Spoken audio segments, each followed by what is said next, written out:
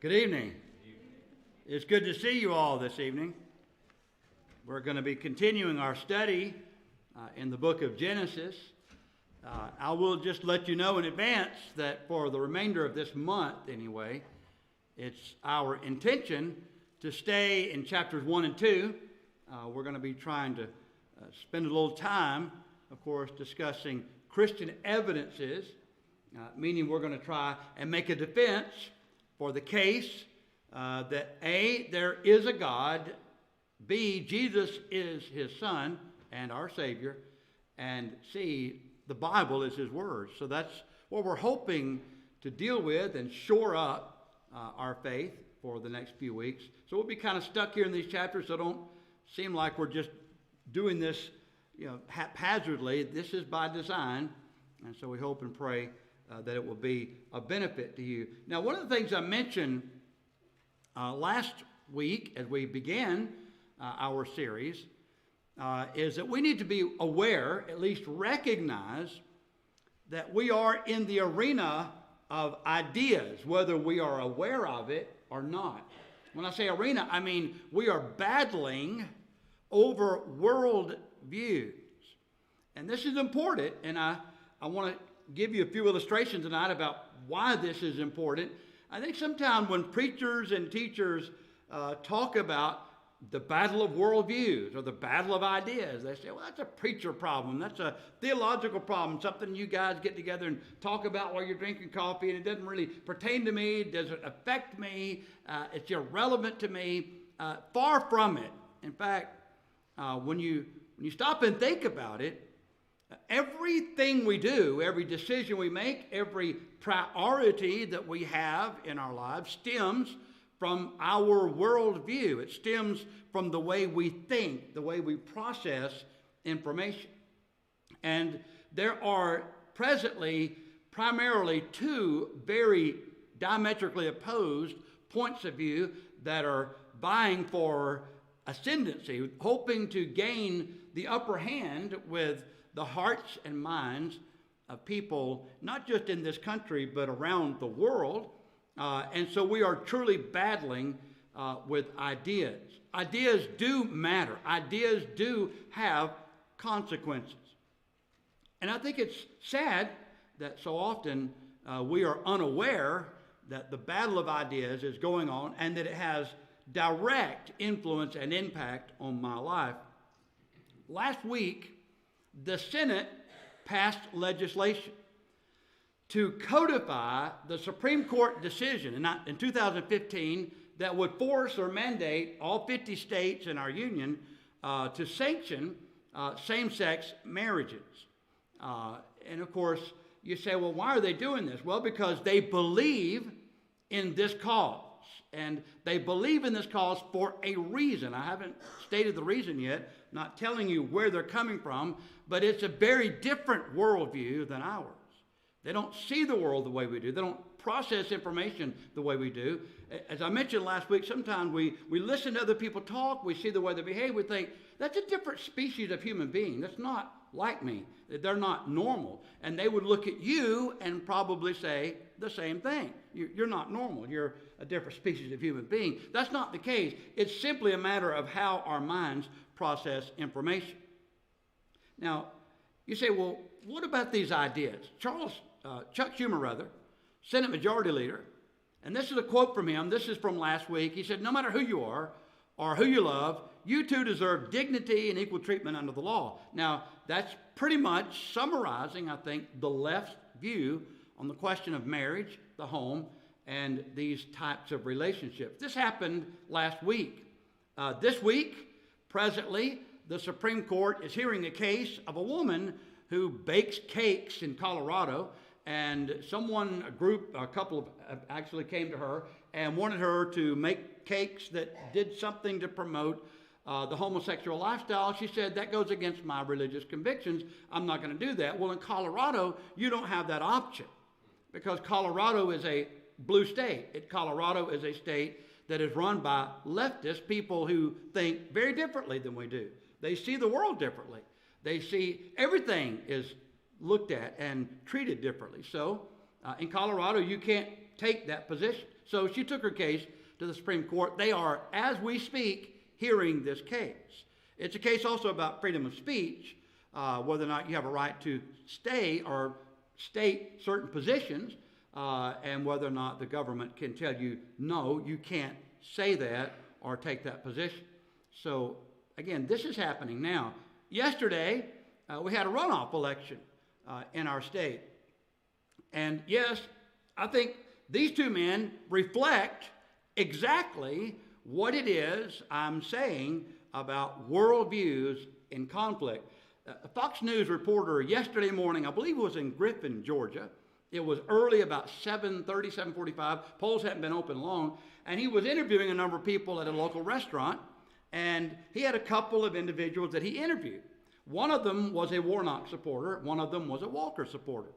And so he interviewed the Walker supporter. And it was a lady from Griffin. And she said, he wanted to know why you're supporting Walker. She said, well, because I don't want to have to decide between eating and heating my house. I want to be able to afford to live, and I want to continue to maintain this great country that we're a part of today. And I don't think that Warnock and the people on his side of this arena of ideas cares too much about this nation. So that was her decision. That's what she based. I'm summarizing, but that's what she said to the reporter. Then they asked the Warnock supporter, some guy from the Atlanta area who heard about this, and he wanted to be a part of that interview, so he injected himself in it and wanted to know, why are you supporting Warnock? And this was his answer, his sole answer. I'm supporting Warnock because I want to defend a woman's right to choose. You'd be surprised how many people voted yesterday because they wanted to protect a woman's right to choose. Now, that's a euphemistic way of saying women want to kill their babies. I'm sorry, but that's what it is. And when it comes right down to it, this battle of ideas has serious, daily, day-to-day things that affect me, consequences. And we could go on. We hadn't even gotten to the economic side of it or to the political side of it. We're just looking at the moral issues that are affecting us. And they're in the news every day. And they reflect the fact that as God's people in particular, we seem to be asleep to the fact that this battle is raging every day. We need to prepare and arm ourselves with the ability to reason with others, to try to convince others that the way we see things from a biblical, godly perspective is the best way. And so, again, that's what we're trying to do in this class. If you notice that there's this Fight for America's Soul, I thought there's an interesting little picture here. And if you look carefully at the tattoos on these arms, I think it pretty much captures some of the things I've been saying already. But this is the struggle that we're in. And so who's going to win in this battle? More precisely, who's going to win my heart? Who's going to win the heart of my spouse or my children or my grandchildren?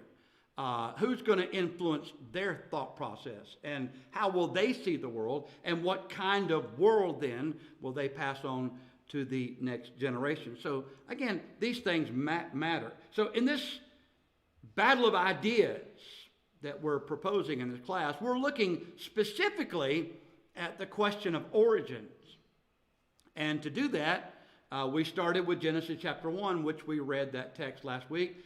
We're not going to take the time to read it tonight. We may, if time allows, look at chapter 2, but we're just going to stick with what we read last week for the time being. I'm not going to go back over all the things we discussed, but I just want to begin in the beginning. This is where we were in chapter 1, and look at some basic truths that we learn from the book of Genesis. Last week, the only thing we could say that we had time to say, because I wouldn't stop running my mouth, was that the law of entropy, which is the second law of thermodynamics. When I say law, I mean it's an established scientific law. And the law of entropy states what? Does anyone remember that really quick discussion at the end of class? Entropy, the second law of thermodynamics. Okay, the world is moving in a chaotic direction. We're moving from the complex to the simple. Now, that's the way science describes it. That is a law of science. Now, biblically speaking, we understand there was a beginning. And in the beginning, when God completed his creation, he declared it is very good. When Eve came around, it's very good. So when creation was finished, God declared it, and it was so. It was very good. Would you declare the world is very good today? Well, it depends on, I guess, what exactly you mean by that. But I think most of us would say, I'd rather not grow old and start hurting every time I get out of bed and have to deal with my bills. And wouldn't it be nice to just run around naked in the garden and pick fruit and not worry about anything, not even know you're naked? Wouldn't that be grand? That's what God intended.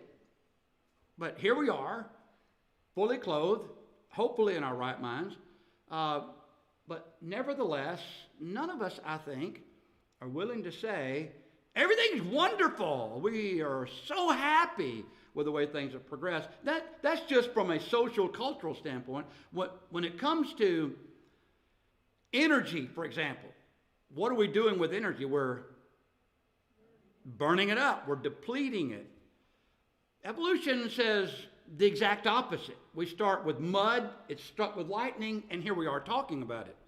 The creationist view is very different. God made man, and here we are trying to understand, did God make us? You see where we've come.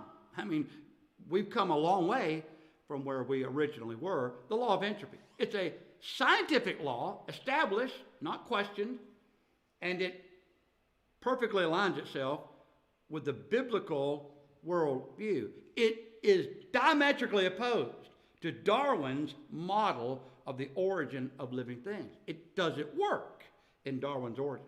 Again, I want you to think about it this way. When people speak to us on the question of origins, typically, and I think all of us are to a certain degree, maybe more than others, some more than others, we have all been influenced to buy into the notion that God believers, creationists, those who believe in special design, that we are living our lives based on faith, just pure faith. When they say faith, they don't mean the biblical understanding of faith. They mean it's really a nice way of saying it's wishful thinking, or it's therapeutic thinking. And that's what you're doing. You're just wanting there to be a God. You're wanting him to be able to hear you pray. You're wanting him to answer your prayers. You want this. You have a psychological, emotional need or whatever. So it meets that need. But that's really what they mean. You're launching out on faith. It's a leap of faith. Now, that's the way we're described. And often when we're discussing science and religion, that's how it's looked at. Those religious people, they've suspended science. They don't believe in science. Now, we evolutionists, Darwinists, we are the scientific people. We're following the science. Have you heard that phrase anywhere before? I've heard it many times in recent days, and it seemed like those who make that claim are actually lying. They're doing the exact opposite of they're not following science at all. And that's the case with evolution. And when it comes to just something as simple as the law of entropy, which model, the creationist or evolutionist model, best fits the scientific law of entropy? Well, again, I don't buy into this idea that, people of faith are just wishful thinking. My faith is based on evidence. It's not just based on a wish or a want to or some psychological need or urge. It's based on evidence. And I believe all of us should be able to cite the evidence. Now, again, when it comes to the question of origins, I want to make this point clear before we go too far. When it comes to the evolutionary view versus the creationist view, both of them are philosophical points of view.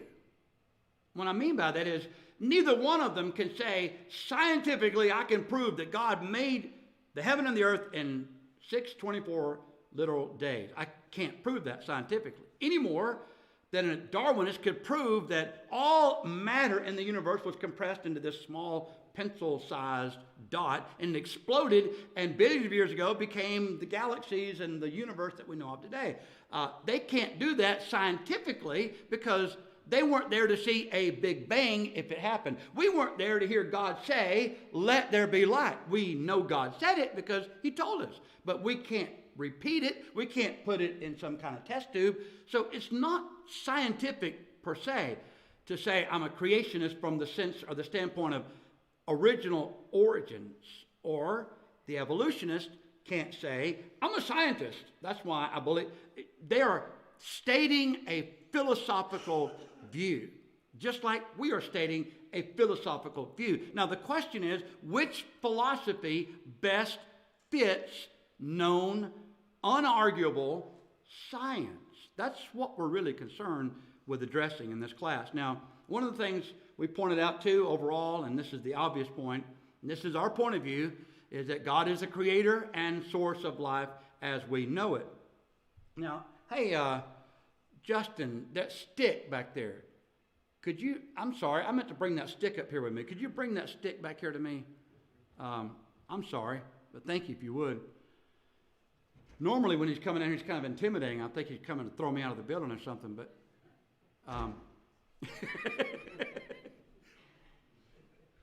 thank you, sir. You're welcome. I appreciate it. It's on. Thank you.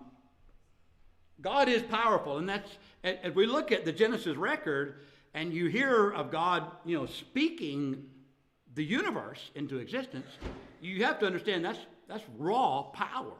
It's unimaginable power. And so when we read, for example, in Psalm 33, by the word of the Lord, were the heavens made, and all the host of them by the breath of his mouth. He gathereth the waters of the sea together as a heap. He layeth up the depth in storehouses. Let all the earth fear the Lord. Let all the inhabitants of the world stand in awe of him. For he spake, and it was done. He commanded, and it stood fast. Now that's powerful. Just by sheer fiat, he just speaks it into existence. Now, how does God do that?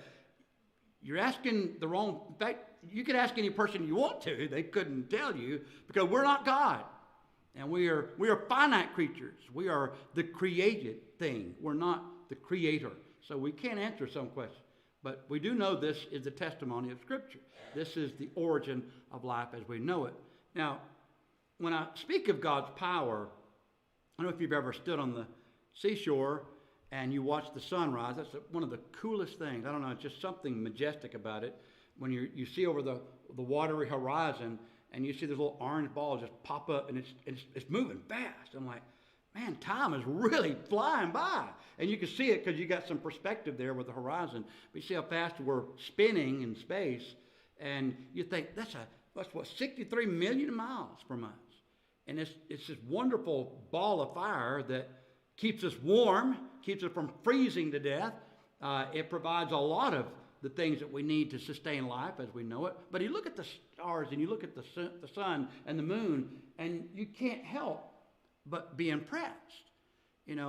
When David looked up into the night sky, he was so impressed. He asked, what is man that you're mindful of him, or the son of man that you visit him? Those are really good questions. Now, when you think about the power of God, and you think about the creation, days, God made the sun, the moon, and the stars on what day? Do you remember from our reading? I'm sorry? The Bible class teacher better know that. Yeah, the fourth day, God made the sun, moon. But here's the phrase in Genesis 1. This is the phrase. And he made the stars also. And that's always been fascinating to me. In the Renaissance period, or right prior to the Renaissance period, there was this raging debate about the earth and whether or not it was the center of the universe. And of course, the Catholic Church took that view. The earth is the center of the universe. And of course, all these astronomers came along and said, no, that can't be true. They were burned at the stake and beheaded and all that kind of thing. But again, nevertheless, they said it can't be true because we're moving around the sun, not the other way around. Well, actually, we're moving around the sun moving around. Anyway, everything's moving in a certain direction. But we were kind of learning our way through this, and we said, well, the earth's not the center of the universe. Well, that's an interesting question even for me. I don't know if you ever thought about it that way. Are we the center of the universe? I don't know. What is the center of the universe? Where is it? I don't know. We'll say more about this in a moment, but I want you to think about our solar system. You ever had someone say, have you ever seen the Milky Way galaxy? The Milky Way galaxy. Have you? You ever seen the Milky Way galaxy?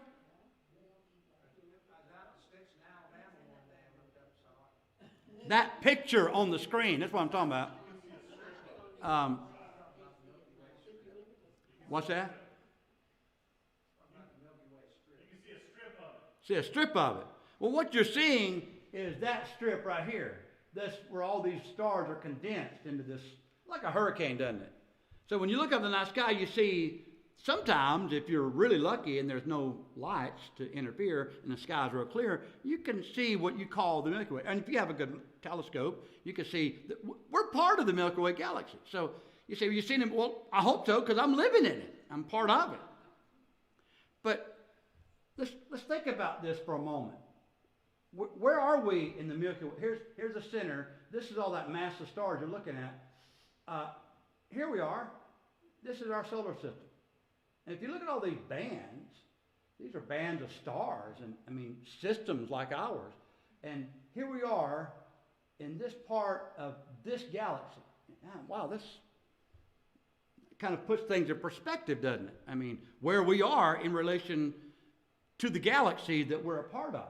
We're kind of on the outskirts. And we're not part of this inward crowd. We're just on the outskirts. We're kind of in the nosebleed section, I guess, of the galaxy. And so here we are. And then you look even further into space and you see billions and billions of galaxies like ours. Do you not? Oh, and he made the stars also. Isn't that amazing that Moses would just say that about this? He would just simply say, and he made the stars also. What does that entail? What does that mean? Well, when he spoke the stars, there are billions of galaxies. Well, where then is the earth in relationship to these other galaxies? Are we the center of it? I don't know. Depends on, I suppose, how you're looking at things. I know one thing. God placed his might and strength and love and attention right here on planet Earth, just one planet orbiting our one sun in this one small solar system, in this one galaxy. God put all that we read about on this planet. And of course, that all matters to us. But if you buy into, and some do, I don't at all. But if some, you say, well, there are certainly other beings out there that God made, and they inhabit other solar systems, and other planets, and other galaxies. Okay, let's assume that's true. Did he send his son to die for them too? When you think about what God invested in us, maybe God did. Maybe God is so big we couldn't possibly we can't anyway. But I'm just saying, where do we put our mind around such power? God is a God of design and order. There's nothing chaotic about it. I like what Richard Dawkins said. He's of course, well-known atheist. But he wrote in the popular book, The Blind Watchmaker, he said, the complexity of living organisms is matched by the elegant efficiency of their apparent design. If anyone doesn't agree that this amount of complex design cries out for an explanation, I give up. It's almost like he's contradicting himself. He speaks in terms of its apparent design, but if you deny it, well, then something's wrong with you. He's an evolutionist, okay? Different species. Okay? He thinks different than I do. So let's just leave it at that. Can't make sense of this comment. But he goes on to say in The Necessity of Darwinism, he said, the more statistically improbable a thing is, the less we can believe that it just happened by blind chance. Superficially, the obvious alternative chance is what? An intelligent designer. Really? And so he's a brainiac. He's a smart guy. He doesn't look at the world the way we do. He looks at it differently. He has a different philosophy, different worldview. But again, I want you to notice what he's admitting here. What is he saying about all things we know about? There's evident design. I mean, when you think about design, you don't have to go any further than the mirror. I mean, why need to design turkey necks? I don't understand that. And it's like the older I get, the more this has become like elastic and it just hangs there. And I'm like, why did God make that? You know, and will my glorified body have something like that to deal with? A sense of humor, thank you. So you find it funny too, thank you. I appreciate you sharing that with the class. At least she's being honest. The human body is really a remarkable machine. And the more you know about it, the more you have to be impressed with it. Life Science series entitled The Body said this: the bodily mechanism is a masterpiece of precise planning, a delicate and complex apparatus whose various components work as a unit to achieve such diverse feats as scaling a mountaintop, building a bridge, or composing a symphony. As in other basic areas of knowledge, increased understanding of the body's structure and functions has led to an increased respect for its immense complexity.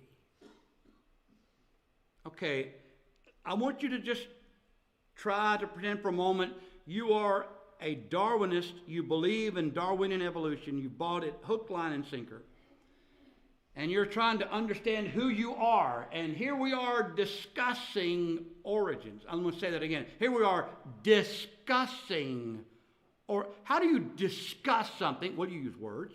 What do words mean? Words imply what? Thought. And we put words to represent certain thoughts so we can communicate with each other, right? So if I were on the left and I wanted to destroy reality, I'd start changing the meaning of words. Words are fluid. They don't mean, man, what did you think it means? Okay, that's what I'd do if I were on the left. I'm just saying. But, you know, words have meaning, and we communicate ideas with words. Those ideas are understood, and they're accepted among us. And so, again, here we are talking about where we came from. Does mud do that? When I was in first grade, I remember Miss Walker talking to us and describing. We watched one of those, you know, they had those reel-to-reel projectors. And man, we always loved it when they brought those in the classroom because we didn't have to do any work, you know. But they brought the reel-to-reel projector in the classroom, and we were watching this evolutionary thing, and they were depicting what happened. And you see, it was a primitive Earth, and there were a bunch of palm trees. I don't know where they came from, but a bunch of palm trees around. And then there's an ocean, and then there's a mud puddle, and it's raining, and then there's lightning. And I don't know where all this stuff came from, but it's there, and it strikes this mud puddle, and then these little living organisms start dancing around in the mud. And then they crawl out of the mud, and then they crawl up into the trees, and then they fall out of the trees, and here we are flying to the moon. I mean, that was basically the time frame when I was in first grade. And I'm thinking, that's interesting. Now, that's science. That's science. Fiction, yes. But that's presented as science. And if you don't believe that, you're denying science. So we're talking about mud. Now, someone may hear me saying these things and may object. I don't think you should say these things. Well, when you make a statement like that, what are you doing? You're assigning judgment to me and my position.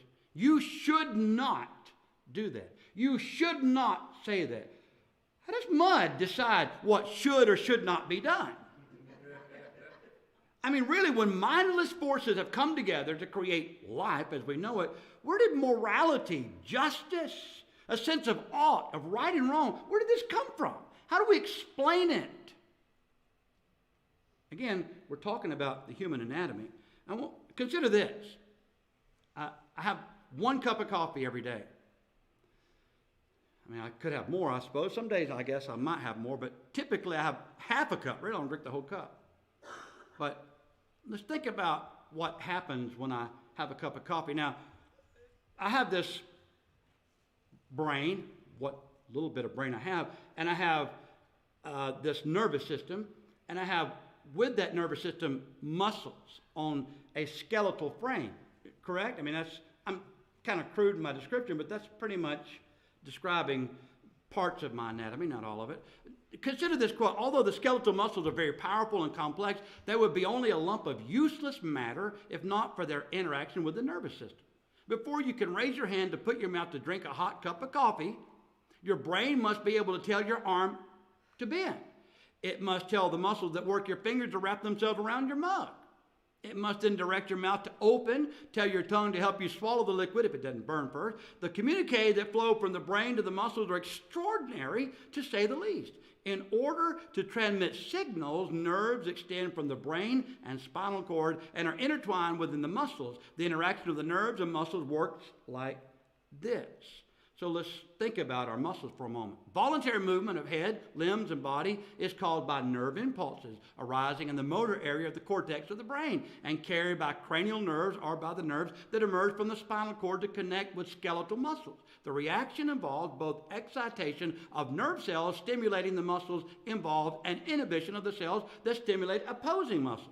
Our highest level sciences, such as physics and chemistry, are insufficient to explain the means by which voluntary movement of muscles is carried out. What does this tell us about the complexity of muscles? Certainly, it tells me they came from a puddle of mud struck by lightning millions of years ago. When you think about the Darwinian evolutionary view and the way they view the world, I have to believe they're not really thinking this through. They can't be. These are intelligent people. It's a want-to, convenient worldview. It absolves me of my responsibility. I don't have to answer to God because I don't want to believe in God. So I just suppress the knowledge of God, and I say, I'm just here. Well, how did you get here? Well, I'm just here. Yeah, but how did you get here? Well, blind evolutionary forces. Blind evolutionary forces made this, your nervous system and your brain and your muscles, and how they work together. Really? This just happened? And by the way, something came out in the news today about artificial intelligence. Did anyone hear that news report? I didn't get to hear it. I just heard a blurb. But I saw something, what's his name? Musk fellow? What's the guy who bought Twitter? Elon Musk, thank you.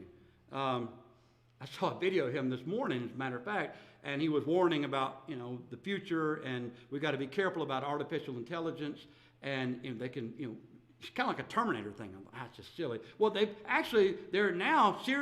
come out with some new artificial intelligence, and it's going to be a threat to the world. I really find that dubious, because if we're making these machines, we can turn them off, right? Well, what if these machines start making themselves? Well, then we got to fight the machines, right? We have to be careful. They're actually robots cutting grass now. They are. There's a place right here in Villarica. You can drive by it and see it. I've seen it several times. It's just out there cutting the grass by itself. Huh? Yeah. It cuts its own grass. I'm like, oh, that's cool. I could just program my computer and go out there and cut the grass when I tell it to. Or it'll vacuum your house when you tell it to. While you sleep.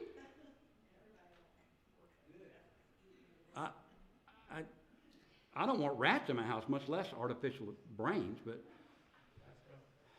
anyway, what about your eye? Have any photographers in the classroom?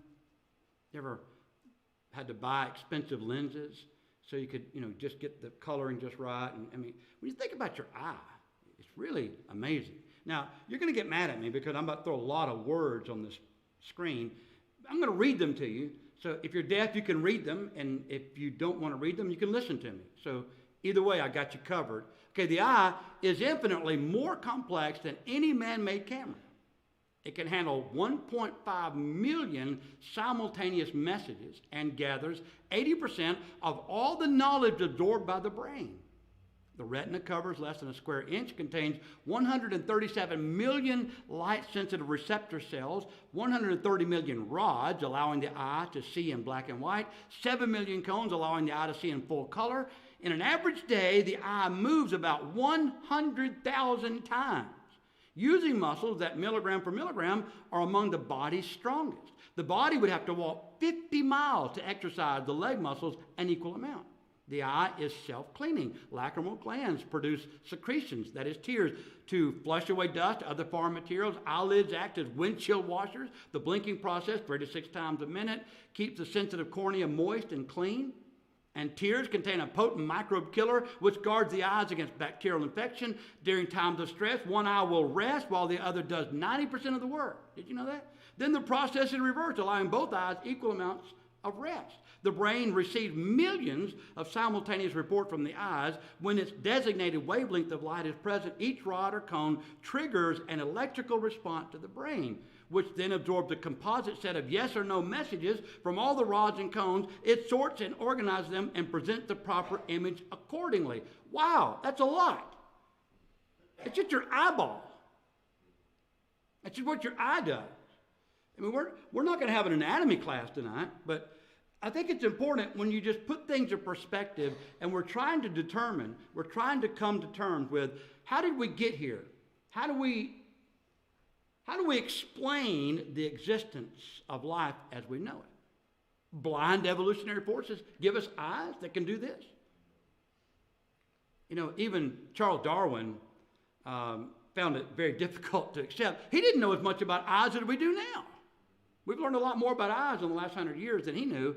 But he said, to suppose that the eye, with all its inimitable contrivances for adjusting the focus to different distances, for emitting different amounts of light, and for the correction of spherical and chromatic aberration, could have been formed by natural selection seems, I freely confess, absurd in the highest degree. Now, who is this? Who's this guy? He's the father of this maniac worldview. He's the father of it. Okay, he's promoting this natural selection worldview. And he's saying just about the eye. I can't believe that it would just happen by chance. Well, of course not. Something else we learn in Genesis chapter 1, and this is dovetailing into the practical implications of a worldview. Man has been created in God's image, and we can draw a couple of conclusions from this. Number one, if he's been created in God's image, he's, by that very right, superior to the animals. He may have an animal side, but he's superior to the animals.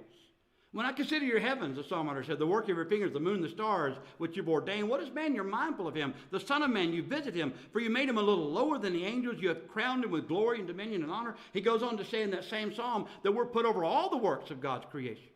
We're here to till and keep the ground, to take care of the animals. I mean, this is our job. We're caretakers of this world that God put us on. And so we've been created in his image. And so we have more rights than animals. So if you want to build a freeway or a house in New Mexico and there's some field mouse that might have to move, the field mouse needs to move. Anyway, again, that may be offensive to some people.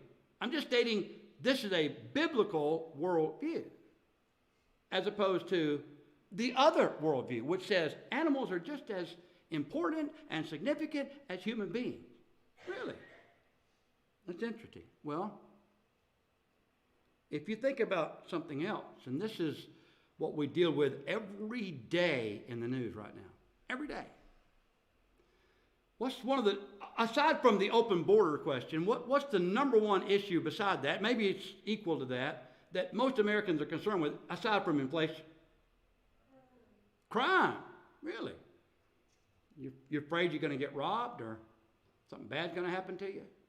You'll see that video of that 80-year-old guy working at a Home Depot and a guy walking out with all these pressure washers. He shoved him down, killed him. You know, I don't think they found the guy yet, but you know, that's terrible. But in that particular state, he's allowed to take up to $1,000 from the store and he won't be charged. Okay, before you try to give commentary on what you think about that, I want you to understand that because we have a different worldview, we look at laws, we look at policies like that, we say that's crazy. We say that's insane. And why do we say that? Why do we see it that way? Why? Because we've read Genesis chapters 1 and 2, and we understand, and 3, and we understand that man is accountable to God for his actions. And so he's not just a robot, he's not just an animal, he has a volition, he can think, he can reason, and he can choose. And he's presented a set of consequences. Adam, God said, because you've heeded the voice of your wife, have eaten of the tree of which I commanded you, saying you shall not eat of it. Cursed is the ground for your sake, and toil you shall eat of it all the days of your life. Both thorns and thistles it shall bring forth to you, and you shall eat the herb of the field and the sweat of your face. You shall eat bread till you return to the ground, for out of it you were taken, for dust you are, and to dust you shall return. This was God's answer to man's choice to disregard his law. You're going to pay the price. You are going to answer for what you've done. You think about DAs and prosecutors today, other lawyers who are saying, we shouldn't hold people accountable for their action because they can't help it, because society made them this way, blah, blah, blah. We hear all the arguments. Where does that argument and that line of thinking come from? It didn't come from a Christian worldview. It didn't come from a biblical perspective. It came from somewhere else. And so we don't see crime even as crime. But if you're looking at it from a biblical perspective, in the day you eat thereof, you will surely die. There's consequences. So here we are in this battle of ideas over origins. And the $64,000 question, and I've been saying it over and over again, but I'm going to say it again before our time runs out. Which view of origins best coincides with known and established scientific laws? Now, I want you to consider this before our time runs away from us. Genesis 1:11, God said, let the earth bring forth grass, the herb that yields seed, and the fruit tree that yields fruit.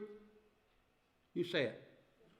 According to its kind, whose seed is in itself on the earth, and it was so. Genesis 1:24, God said, let the earth bring forth the living creatures according to its kind, cattle and creeping thing and beasts of the earth according, and it was so. What does that mean? What is he talking about? In March of 2016, the state of Georgia put out their standards of education. I copied this right off their website yesterday. So it's their stuff. I didn't make this up. This is in their biology section. Okay, this is what it states: obtain, evaluate, and communicate information to assess the theory of evolution. A, construct an explanation of how new understandings of Earth's history, the emergence of new species from pre-existing species, and our understanding of genetics have influenced our understanding about, there's that word genetics. Now, the Bible uses the word kind, but here we're using the word genetic. Okay, we'll go with that word. We understand what genetics means. We understand a little bit about the field of genetics. But notice what we're teaching our children in the state of Georgia in biology class. Where did all these life forms come from that we know of today? They came from other kinds of life forms. Dogs came from cats. People came from whales. Monkeys came from birds, or birds came from dinosaurs. I mean, you understand what I'm saying, don't you? That's what they're arguing. This is literally the case they're making, that the life forms we have on Earth today came from different life forms. And that's interesting. Okay, is that scientific? That's what we're teaching in science class. Is it scientific? Byron Nelson, author of After Its Kind, offered the following commentary on those statements I just read to you in Scripture. In the first chapter of Genesis, however, because it is a matter of the greatest religious importance, the Bible speaks clearly and finally on a matter of biology. After its kind is the statement of a biological principle that no human observation has ever known to fail. Not one time have we seen a dog give birth to a cat. It just had never happened. The most ancient human records engraved on stone, painted on the walls of caves, bear witness to the fact that horses have ever been horses. Bears have ever been bears. Geese have ever been geese. Reindeer have been reindeer. The most desperate and subtle efforts of man in modern times have been unable to alter this divine decree. The Bible teaches that from the beginning, there have been a large number of types of living things, man included, which were so created as to remain true to their particular type throughout all generations. The latest results of modern biological research, Mendel's laws, agree exactly with what was written by Moses 3,000 years ago, and they elucidate it. That's a pretty straightforward statement.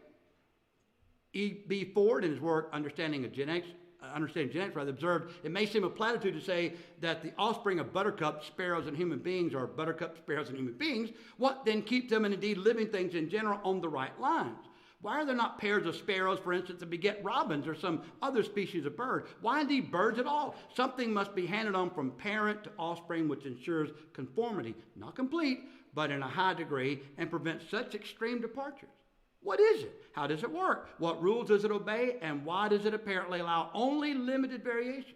Genetics is the science that endeavors to answer these questions and much else besides. It is the study of organic inheritance and variation, if we must use more formal language. I know it's a lot. I'm hurrying through this, but this is really illuminating. If you look at it in this light, which philosophical view, design, creation, blind evolutionary forces, which best complies with known laws of science? It's interesting that in our state biology textbooks, they're stating outright that the life form we see today came from very different life forms. How did that happen? How did they explain that genetically? They don't. In fact, as we saw in the observation a moment ago, it's never been seen. We've never observed anything like that. So how do you explain all these variations, all these different life forms? I mean, I know we understand about the evolutionary chain and the survival of the fittest. It doesn't work genetically. You just can't make it work. Yes, sir. Well, and what they say too with the genetics is that it's very slow, minor changes over millions and billions of years, but we've never been able to find any of those intermediate. Yeah, where are Yeah, where are the intermediate steps along the way that got us from here to there? So you can't slow change the number of chromosomes. they? That's right. Even if there was a genetic lottery where something made something new, what would it have made with? I mean, Genetic anomalies generally are almost harmful. They don't help. They don't advance. They digress. They go in the opposite. They're not helpful. But that's what we've observed scientifically. That's what we've observed. So again, don't let anyone intimidate you because you believe in God that you don't believe in science. It's quite the opposite. Yes, brother, you had a comment? Why shouldn't we believe in science when back in the 70s they warned us, the scientists, telling us to believe the science that we're headed for a glacier age and we're all going to freeze to About death. to freeze the planet, yeah. And it didn't happen. So if they were wrong then, why should I believe what they say now? Well, it's climate change. At first it was global freezing, then global warming. Now it's just climate change. Yeah, it happens 4 times a year. At least here in Georgia, kinda. I mean, we have 4 seasons, kinda, sorta. They kind of intermingle, don't they? I'm not sure what season we're in right now. I thought we're almost in wintertime, but it's like, ugh. Yes, sir. Thank you all for putting up with class tonight. And again, I encourage you to be back and bring someone with you as we continue to discuss these important questions.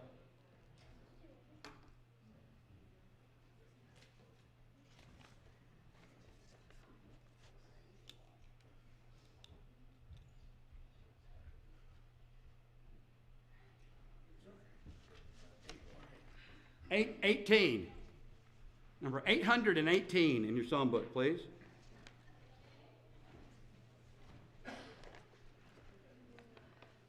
We have a Friday night fellowship this Friday starting at 5 o'clock. And here's a news flash, in case you haven't heard it yet. The venue has been moved from the gardener's residence to the fellowship hall here. There's a prediction about bad weather, storms, what have you. So if you can go to the basement here if you're scared of the bad weather. But we're going to be here fellowshipping, eating, whatever. 5 o'clock Friday night. Again, due to the weather, we'll be here instead of there. Volunteers are needed next year to help prepare and bake communion bread. Please sign the list in the foyer if you've not already done so. Little Lights caroling for the Christmas caroling and cookie decorating on Sunday will be on the 18th. This Sunday will be what? The 10th? Oh, the 11th. Yeah, so that it'll be not this Sunday week.